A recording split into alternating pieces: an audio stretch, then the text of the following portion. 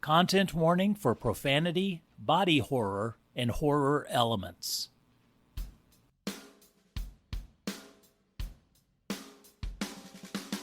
Hi, this is Coffee McCann, and welcome to Season 3, Episode 6 of Discount Storytime. This week's story is The Cursed Robinsons.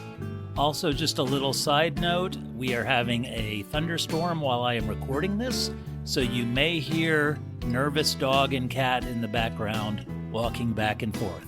So there might be a little clickety-clackety pause during this recording. Sorry about that. Enjoy!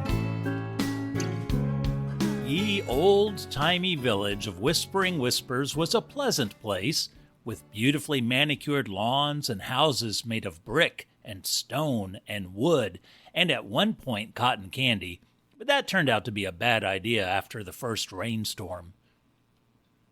Stationed wagons rolled down the cobblestone streets. Special wagons with 2 wheels, pedals, and handlebars zipped down the designated street lanes, often by villagers wearing very tight pants with cushioned bottoms, and those sunglasses, those curve-around ones.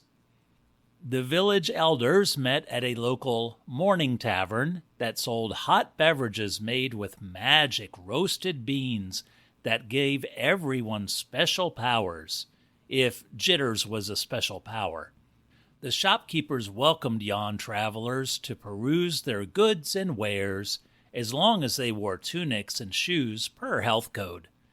This particular morn still held winter's bitter chill, but with a dash of warmer spring sun. Goody Ma'elma May, with long brown hair, doe eyes, and wearing a simple blue dress and a white shopkeeper's apron, swept the front porch of her family's shop. It was a cornerstone of the community. The Robinsons' Pickle Orchard and Emporium had been around, since the village was started, and it had always been run by the Robinsons, Ma'elma May, her husband, Clembo Sr., and their son, Clembo Sr. Jr. And when I say it had always been run by the Robinsons, I mean exactly that, dear listener. For hundreds of years, run by Ma'elma May, Clembo Sr., and little Clembo Sr. Jr. With time, other villagers grew older with wrinkles and gray hair or no hair. They passed on, and their children and grandchildren and great-grandchildren grew up and old and so on. But Ma'elma May, Clembo Sr., and little Clembo Sr. Jr. looked exactly the same as always. And until recently, that's just how it had been. Well, this morning things were hopping at the Robinsons' Pickle Orchard and Emporium. The village of Whispering Whispers was preparing for their spring festival, and everyone was abuzz. Busy villagers stopped by, smiled, made small talk, and placed their orders for the Robinsons' selection of fresh-picked pickles right off the pickle trees. And this spring festival would be extra special, because the village was welcoming a new family, the narwhals. Now, I don't mean the narwhal like the fish with long tusks. That would be absurd. These narwhals were people with long tusks. They had moved to the village of Whispering Whispers to be the new caretakers for the village's community pool and jellyfish sanctuary. And wouldn't you know it, as soon as the narwhals met the Robinsons, things got interesting. Lady Narwhal, upon this early spring morning, wore a pink chiffon frock, white gloves, and a bedazzled felt tusk warmer. She happened upon the Robinsons' Pickle Orchard and Emporium. Ma'elma May, who was without a tusk because she wasn't a freak, smiled and welcomed Lady Narwhal. "Well met. Welcome to our humble pickle orchard and emporium. We offer the best fresh-picked pickles in all of Whispering Whispers." Lady Narwhal took off her gloves and daintily placed them in her bedazzled monkey fur fanny pack. "And a hearty howsome to you as well. What a fine assortment of pickles you have. Say, I am new to the village and wonder, how long has your family had this pickle orchard?" Well, a husky man's voice broke in, and in walked Clembo Sr., wearing a wool tunic, parachute pants, and large bell peppers for shoes, as was the style of the time. He smiled broadly and said, "Good morn to you, my lady. We Robinsons have the good fortune of serving this fine village since as long as it's been here." A question fluttered across Lady Narwhal's eyes. It backed up and then came out through her mouth part. "Certainly you mean to say the Robinsons family, your parents and grandparents and so on?" M'Elma May and Clembo Sr. gave each other quizzical looks, then laughed. "Oh, heavens, no. No, just us. We don't even remember having parents ourselves. Although if we don't have our hands full with little Clembo Sr. Jr., where is that silly rascal anyway?" The question was answered by a little boy's scream outside the shop. The three adults bolted outside. Clembo Sr. Jr. and little Eunice Narwhal were by the village gazebo in the center square. Little Clembo Sr. Jr. grasped his little right hand as blood ran down his palm and off his little fingers. Little Eunice Narwhal cried out, "Mama, Mama, it was an accident." She was so frightened her little head shook, causing her bloodied forehead tusk to bounce back and forth like a gruesome conductor's baton. Any jerks watching would have thought the sight hilarious. Lady Narwhal pumped her frock ratchets, thus hiking her dress to convert to sport mode, and she raced to the children. M'Elma May and Clembo Sr. followed behind. But man, those narwhals can run. They examined Clembo Sr. Jr.'s right hand, which had been gouged through. "You could shove a pickle through that," thought Clembo Sr., and considered taking a picture for advertising purposes. But then he saw the upset look in his little son's eyes. "Son, what happened?" Clembo Sr. Jr. was trying to talk between panicked breaths, but just couldn't. Little Eunice Narwhal, who was about the same age, but not a panicked nitwit, spoke. We were playing swords." She pointed to Clembo Sr. Jr.'s wooden sword on the ground. "And I accidentally got his hand. I didn't mean to, I swear." Lady Narwhal pulled a handkerchief out of her bedazzled monkey fur fanny pack and wiped her daughter's eyes and bloodied tusk. "It's okay, sweetie. Mommy believes you." M'Elma May folded part of her work apron and put pressure on Clembo Sr. Jr.'s right hand. Comforted and calmed by his mother, he spoke. "It was an accident.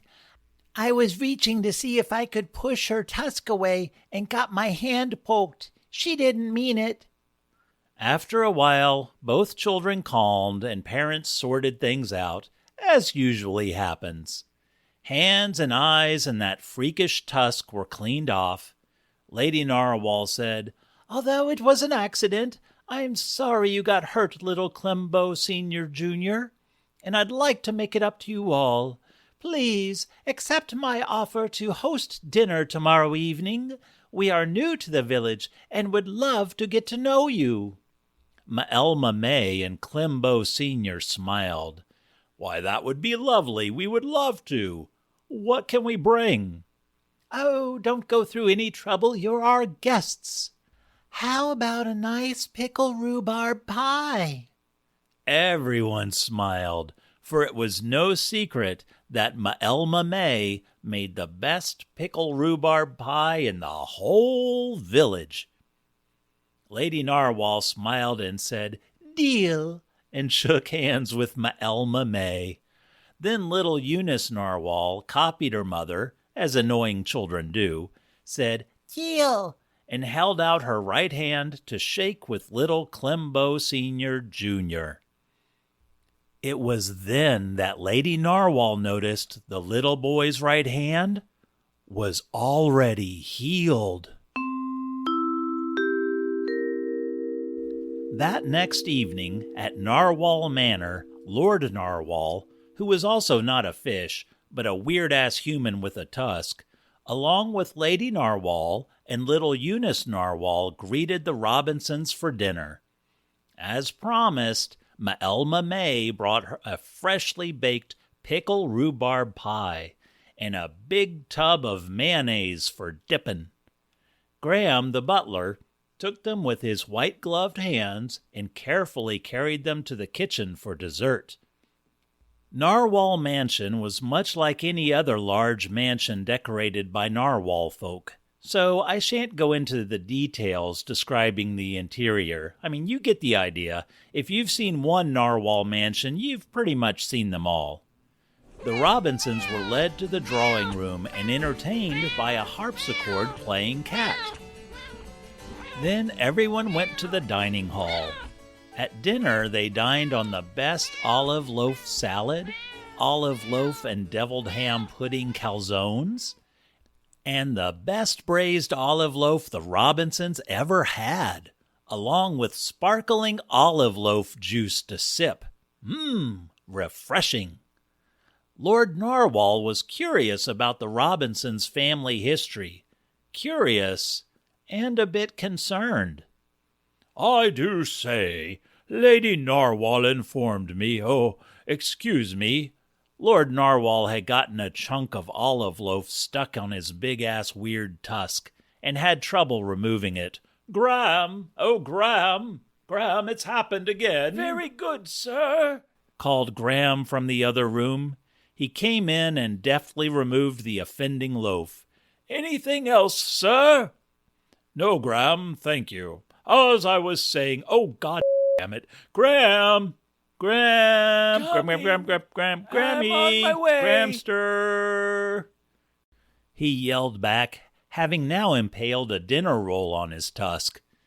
Once that was cleared up, he continued, "Lady Narwhal informs me that you have been, well, how should I say, the proprietor of your orchard for quite some time, many years, I take it." "Well, yes, it's funny. Nobody's ever asked until now, so we didn't give it much thought ourselves. But yes, we have been around for, well, hundreds of years now. My, how time flies." Lord Narwhal's eyebrows furrowed. "But how have you lived so long?" Elma May shrugged her delicate shoulders and said, "We don't know, really. We've just always been here. As long as we are here, we will do good for others. That's why, with the profits from our orchard, we built or funded the new fire station, the children's hospital, the Center for Housing and Job Assistance, and the food bank, to name a few. We just focus on doing good." "Yes, that sounds great and all, but to be alive for so long does seem, no offense, but not natural." Clembo Sr. politely retorted, "No offense taken, but we've never considered it a burden. Frankly, we tend to forget about it and go about living as best we can and appreciating every beautiful day we are fortunate enough to have. And, if I may say, something that is natural is that cream of olive loaf Jell-O mold. Naturally delicious." Well, they all laughed. Then dessert was served, and they all had a wonderful evening. But something weighed on poor Lord Narwhal. That night he tossed and turned, heavy with concern for his new friends. Finally, Lady Narwhal gently woke him with a cattle prod. "My lord, what's on your mind?" Oh, dear my lady, I worry. I worry that our new friends are cursed. Oh, sweet man, so worried about others. There is nothing you can do about it tonight, so please relax. Rest your tired eyes and go back to sleep. There, she said soothingly, and gave his weary brow a gentle bedtime cattle prod.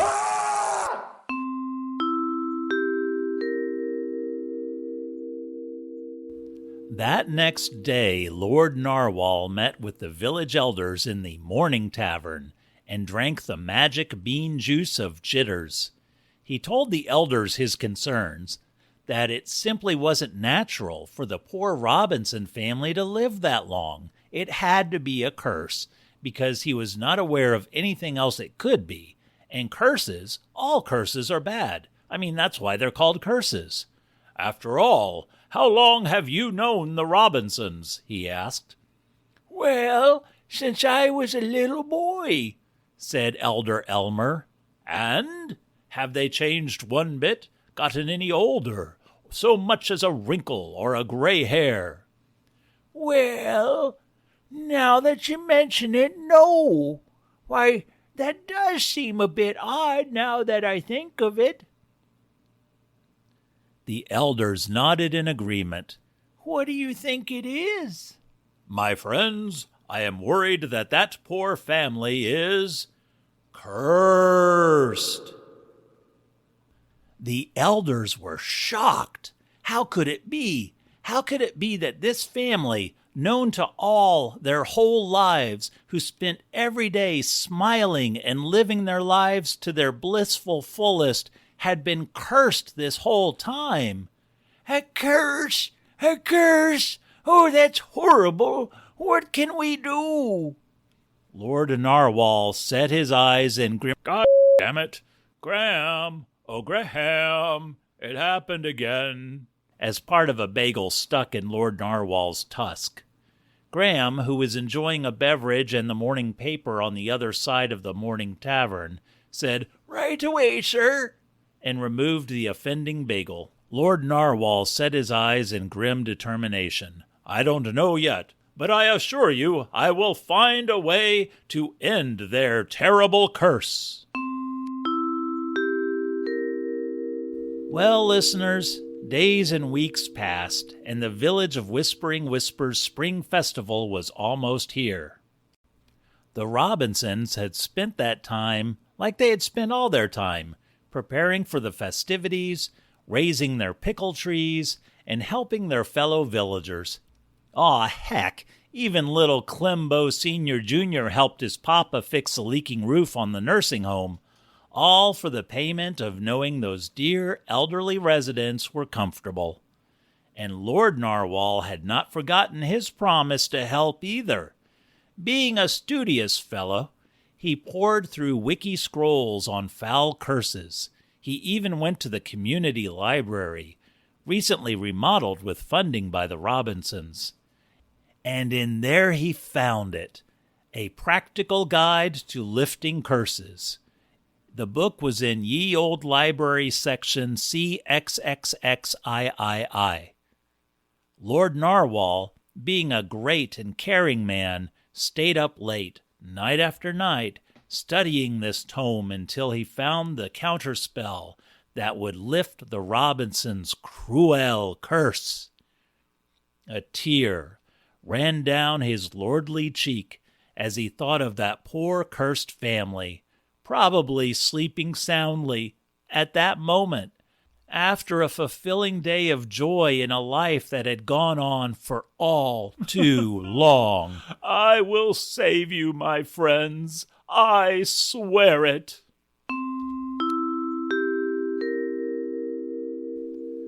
The day of the spring festival finally arrived. There were street performers, fun games for the children like bobbing for vipers, and lots of retail booths. And the spring festival wasn't the spring festival without the elder speech to kick it off. It was a bit more formal than other ceremonies, but important, as the village gave thanks for the turning of seasons, the brighter days, and the warmer breeze. The Robinsons, as they had since the beginning, ran a corner booth selling not just their pickles, but pickle relish smoothies. And this morning, all the villagers seemed to have a special twinkle in their eye as they came by for their breakfast smoothies.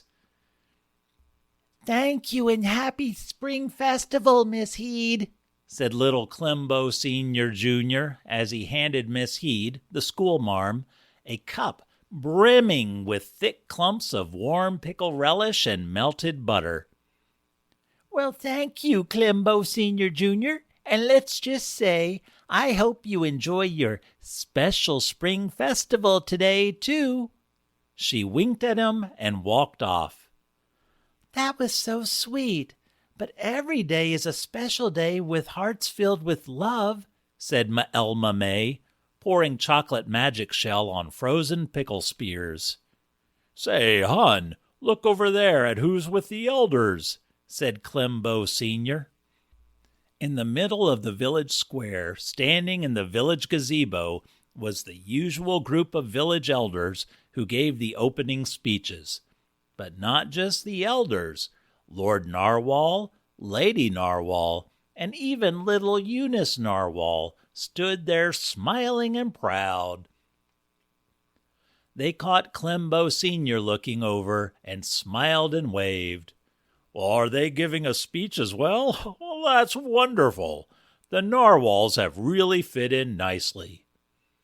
In a moment, Elder Elmer shuffled up to the microphone, tapped it, and said, "Fellow villagers of Whispering Whispers, it brings me great joy to announce this year's Spring Festival." The surrounding crowd exploded in applause. "And this year we are starting things off a little different than usual. And for that I need the help of our latest member to this great village, Lord Narwhal." Cheers and applause as Lord Narwhal stepped up to the microphone. Thank you, Elder Elmer, and thank you, everyone, for inviting me and my family into your community so warmly. And especially, I would like to say thank you to the warmth and love and friendship shown to us by a very special family, the Robinsons. A great burst of applause, and everyone turned to the pickle stand. Many villagers were nodding and winking happily at them. The Robinsons blushed and smiled modestly, as was their way. Lord Narwhal continued, "They have been with this community, well, forever, and they have made it a priority to live every day to the fullest, and to love and care for those around them. It's no small remark to say that Whispering Whispers would not be the village it is today if not for the wonderful Robinsons. They've helped build or fund the fire station, the children's hospital, the food bank, the nursing home, the refugee center, the new church, the community center, and, well, most everything," he said with a smile. Again, an explosion of applause. Lord Narwhal then invited the Robinsons up to the gazebo. With quizzical looks, they walked over and stood on the stage. "Do we have to give a speech?" little Clembo Sr. Jr. asked, and everyone laughed. "No, little Clembo Sr. Jr., said Lord Narwhal, and ruffled his hair. "But we, as a community, have a very special gift for you and your parents." And with that, the little boy smiled. Elma May said, "Please, that's not necessary. Every day with wonderful friends like you is our gift. We are blessed." Lord Narwhal took a breath, not sure how to break the news to his recent but dear friends. "Yes, every day you three radiate love and happiness, and it's been generations, and now it's our time to pay you back." As one, Everyone in the crowd pulled up dark hoods and took out red books. Lord Narwhal's face turned stony serious. "You've been under a terrible curse that has made you live on in peace and joy." "No, not a curse, a blessing.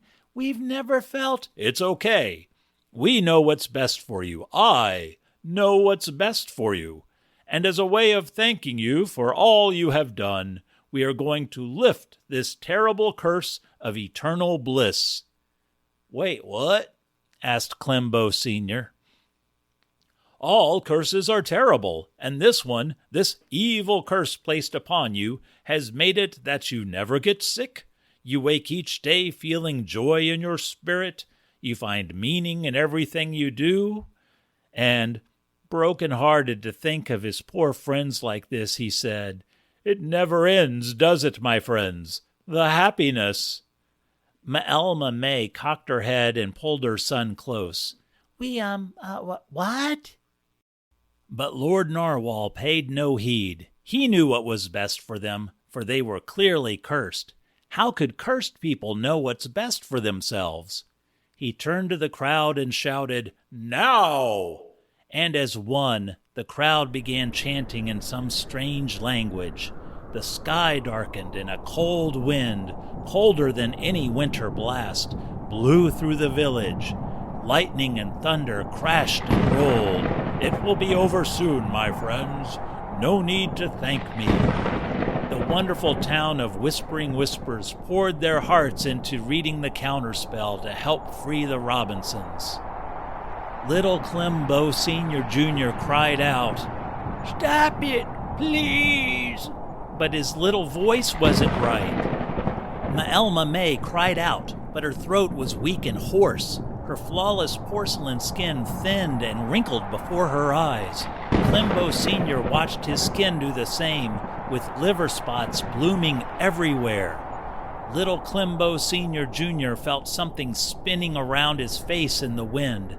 At first, it felt like he was in the middle of a cotton candy machine, but it wasn't cotton candy. Wisps of hair flew off his scalp. He tried desperately to grab at them, and maybe put them back, but he was distracted by skinny, bony fingers that had once been rounded children's hands. He screamed in terror. The crowd, realizing the spell was working, knew they were helping by lifting a curse, and they kept chanting. Then the spell was over. The dark skies lifted, the cold winds died down to a pleasant spring breeze, and happy sunshine beamed down on the crumpled Robinsons. The Robinsons, now curse-free, laid on the gazebo floor. Too withered and weak to move, they sucked in painful gasps of air and looked around with bulging eyes from their near skeletal faces. "It hurts! It hurts so bad!" they wheezed. "What did they say?" someone in the crowd asked. Lord Narwhal listened to the raspy moans. Clembo Sr. said, "Kill me! Please kill me!" But it was so weak to be inaudible. Lord Narwhal announced, "I think they are saying they feel much better now that the curse is lifted." The whole village cheered. Yay for lifting the curse and doing a good deed for their friends, the Robinsons. This spring festival turned out to be the bestest one ever. The village was uplifted with their good deed, and celebrations lasted all day and into the night. And the Robinsons lay on the gazebo floor, wheezing and sobbing. Villagers took turns telling the Robinsons, "You're welcome," and shook their hands. But they had to stop the handshaking because the Robinsons' bones were so brittle they kept snapping through their parchment skin. And Lord Narwhal, who had done a good deed for his best friends by lifting that awful curse, became the hero of this story.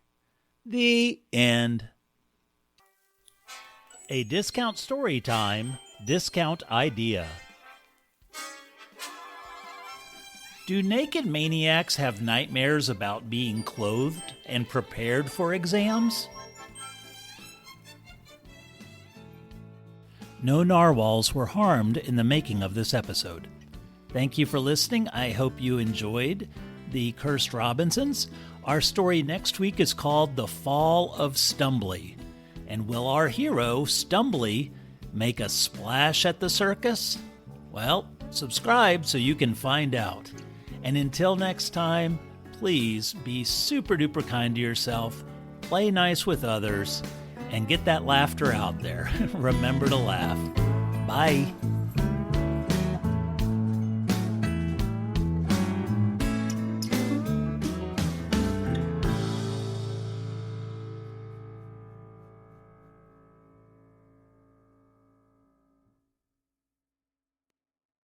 Hello, awesome listeners. I've moved the show off Patreon and will not be putting content behind paywalls. I think everyone deserves access to this half-assed content. Having said that, if you're enjoying Discount Storytime, please help keep the show running if you can. There's a support link in the show notes where you can contribute a few dollars each month and you can cancel anytime. Another way to support Discount Storytime is through word of mouth. By telling others about the show, you are both helping the show and spreading smiles. Now that's a win-win-win if you ask me. And regardless, thank you so much for being a listener. Bye.